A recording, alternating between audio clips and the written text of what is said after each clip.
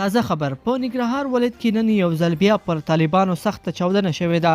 څومره طالبان پکې وژل شوي دي، دا چاودنه د ننګرهار ولایت په کومه ساحه کې ترسره شوې ده، جزئیات په ویډیو کې وګورئ او چینل سبسکرایب کړئ.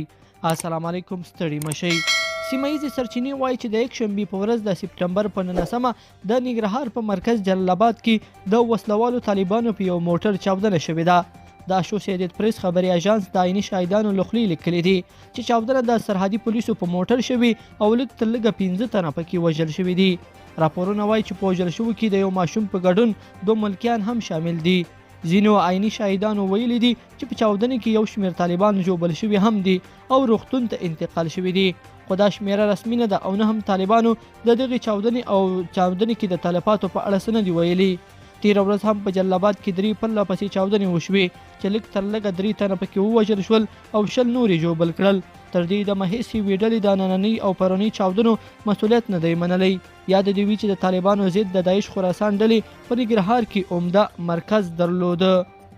بلخوا د افغانستان بانک وایي شرکتونه کولی شي په میاشت کې $25,000 له خپل بانکي حسابونو څخه وباسي. د افغانستان بانک وایي له دې وروسته ټول شرکتونه کولی شي چې له خپلو بانکي حسابونو څخه په میاشت کې $25,000 امریکایي ترلاسه کړي. له یاد بانک څخه په یو خپره شوي مکتوب کې راغلي چې ټول خصوصي شرکتونه د میاشتې تر $25,000 امریکایي له بانکونو څخه ایستلی شي. د دغه مکتوب له مخې بانکونه او د بهراني اسعارو استازولۍ له دې وروسته د شرکتونو له بانکي حسابونو په 4 اونیو کې $25,000 امریکایي یا د دې پیسو معادل افغاني شرکتونو ته ورکولی شي.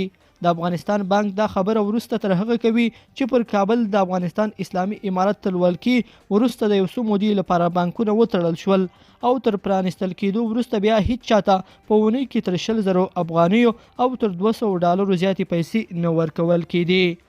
لیدونکو په دې هیله چې دا مطلب به مو تر پایه لیدلی وي، که مو دا ویډیو خوښه شوې ویډیو لایک کړئ او چینل سبسکرایب کړئ. تر بیا ښه وخت.